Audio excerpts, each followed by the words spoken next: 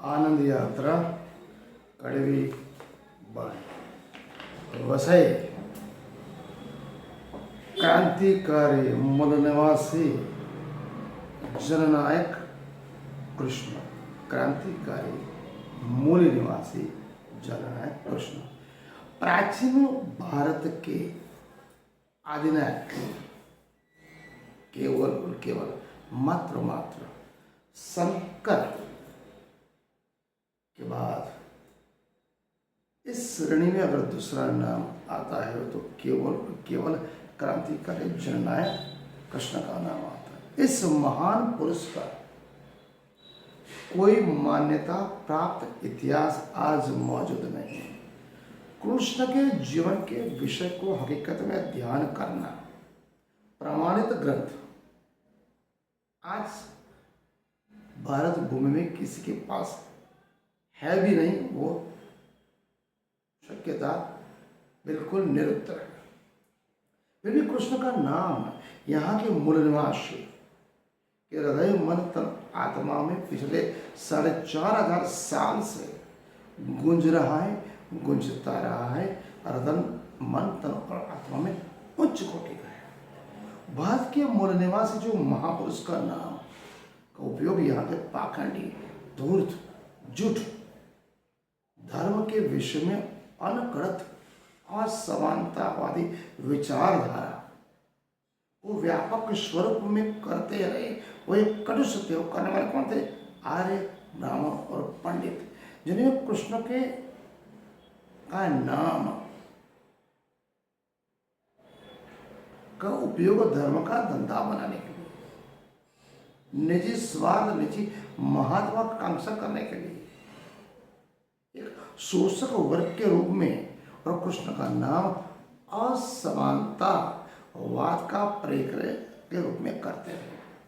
भारत के लोकतंत्र के विकास में जननायक कृष्ण और उनके देश के मूल निवासी 90% असुर, दस्यु, राक्षस, वानर, रीछ, नागवंश, कौल आज से 5,000 साल पहले थे। उस समय कृष्ण के समय पे 56 यादव वंश थे, जिनका विभाजन अलग अलग व्यावसायिक जातियों में हो चुका है, जिसके देश में 90% प्रजातियां हैं। एम ठाकुर महान विद्वान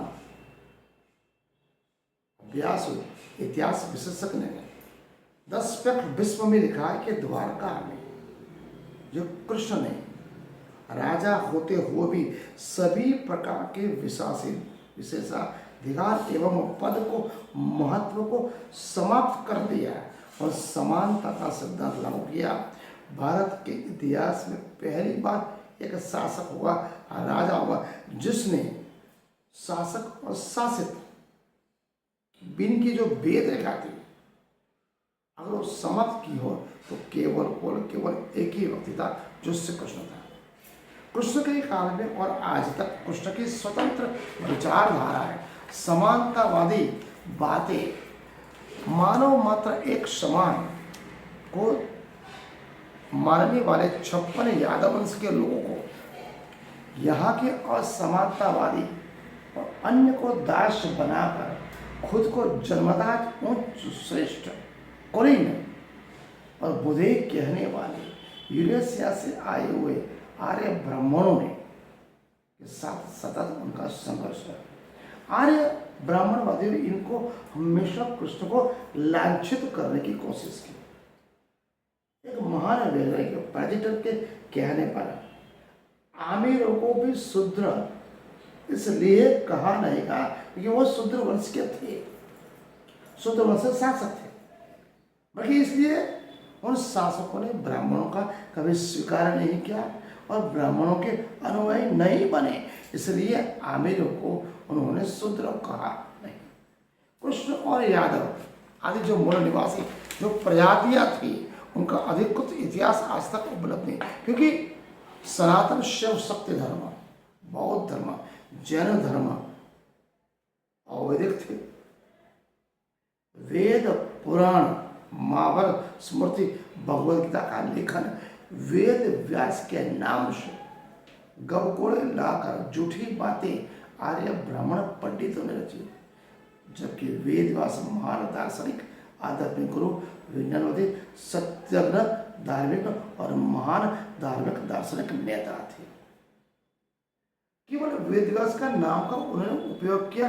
ब्राह्मण पंडितों ने अलग अलग तरह से पद संप्रदाय धर्मग्रंथ बनाए, लेकिन नाम किसका रखा? वेदव्यास का, जिसमें कृष्ण शिव शक्ति बुद्ध और महावीर की विचारधारा को, जो अवैधिक थे, यज्ञ कर्मकांड बलि कुर्बान अंधश्रद्धा पाखंडवाद में नहीं मानती, जहाँ को गुण कर्म के अनुसार कोई भी श्रमण श्राविक बन के आध्यात्मिक प्रचार कर सकता था।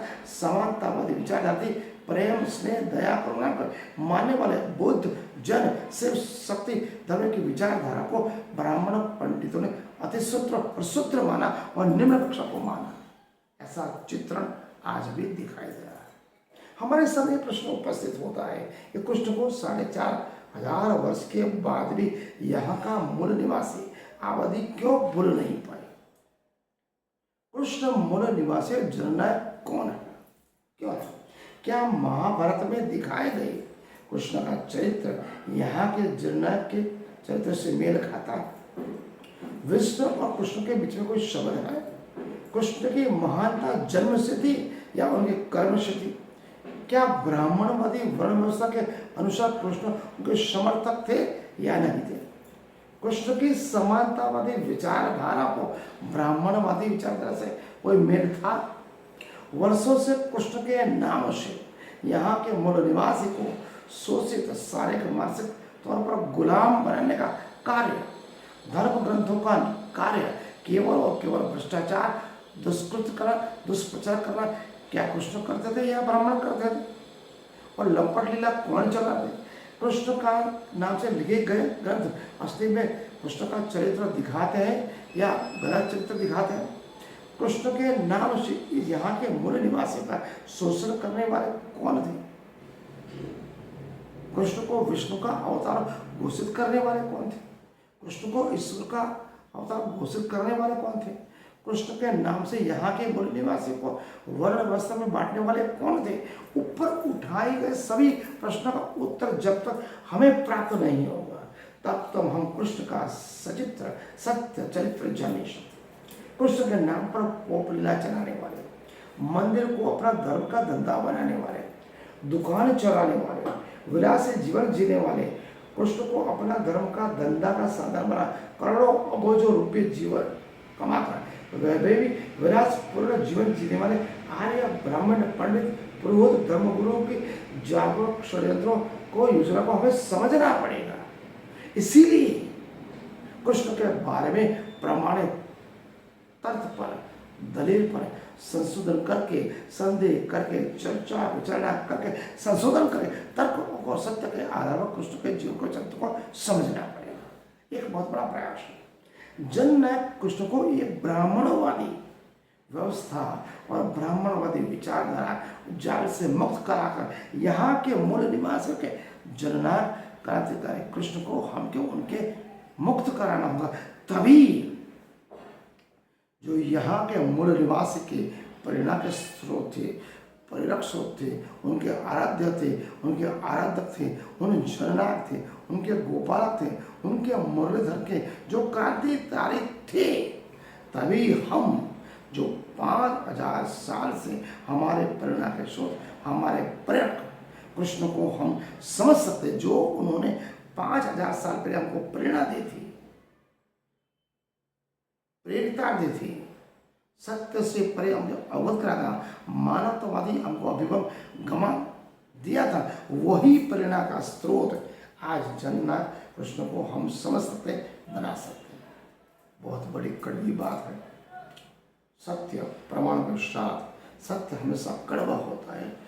मनन चिंतन मंथन करो, मेरी बात को समझो, गूगल पे सुनो, किताबें पढ़ो, हिस्ट्री पढ़ो, धर्म ग्रंथ पढ़ो, उसमें तार्किक तौर पर दलील करो। आप पढ़े लिखे हो, जब तक आप यहाँ इस गर्ता में घुसोगे नहीं, धर्म ग्रंथों में, रामायण महाभारत गीता पुराण, तब तक कुछ समझ नहीं आया। आस्तिक व्यक्ति अंधा होता है।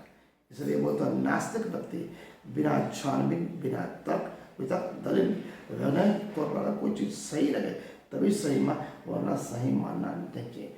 आज का विषय कृष्ण क्रांतिकारी जननायक मुन्ना क्यों थे, किस लिए है, किस लिए उनका उपयोग यहाँ के मूल निवासी को शारीरिक मानसिक तौर पर गुलाम बनाने के लिए किया गया, इस बात को हमें समझना पड़ेगा। आज का अध्याय हम पूर्ण करें। प्रणाम।